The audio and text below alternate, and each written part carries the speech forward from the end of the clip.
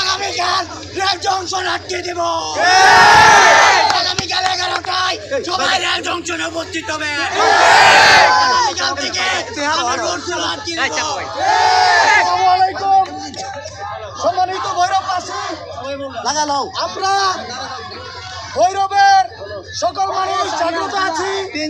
আমরা কিশোরগঞ্জ প্রশাসনকে জানান দিতে চাই, আমাদের যৌক্তিক দাবিকে দ্রুত জনপ্রশাসন মন্ত্রণালয়ের মাধ্যমে উপস্থাপন করে আমাদের দাবিকে জানানোর জন্য প্রেস ব্রিফিংয়ের মাধ্যমে আমাদেরকে সুখবর দেওয়া হোক।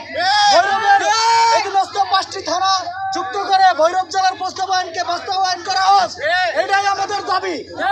আমরা রেলপথ, নৌপথ এবং সড়ক পথকে ভৈরববাসী অবরুদ্ধ করে রাখবো ইনশাআল্লাহ। আমরা অবরুদ্ধ করেছি শান্তিপূর্ণভাবে। আমাদের এই অবরোধের মাধ্যমে আমরা প্রমাণ করে দিতে চাই, যদি ভৈরব জেলা না দেওয়া হয় সারা ভৈরবে আমরা অবরুদ্ধ করে দিব।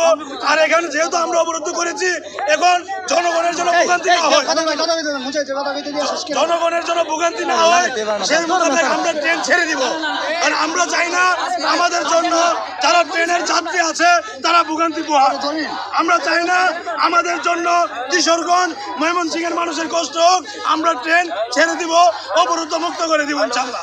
এখন আপনারা জানেন আমরা ভৈরবকে 65তম জেলার দাবিতে যে 3-4 দিন ধরে যে কর্মসূচি অবরোধ করেছি, আজকে আমাদের সমগ্র রেল গেট আমরা যে রেল সেতু অবরোধ করেছি, আপনারা সকলেই জানেন আমাদের সেই কর্মসূচি অব্যাহত থাকবে। প্রতিদিন আমাদের সেই কর্মসূচি চলবে। আমাদের সেই দাবি দাওয়া মেনে না নেয় আমরা কাপড় মাটি নিয়ে নামবো রাস্তায়। ভৈরববাসী, আপনারা দেখেছেন আজকে আমরা কিশোরগঞ্জ থেকে ঢাকাগামী যে ট্রেন সেটাকে আজকে আমরা অবরুদ্ধ করেছি। আমরা সরকারকে বলতে চাই, আমাদের শান্তিপূর্ণ আন্দোলন আছে, আপনারা যদি অতি দ্রুত সময়ের মধ্যে ভৈরবকে জেলা ঘোষণা না করেন আন্দোলন শান্তিপূর্ণ থাকবে না।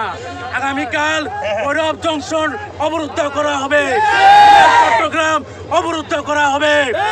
অতি বিলম্বে আমাদের দাবি মেনে নেন।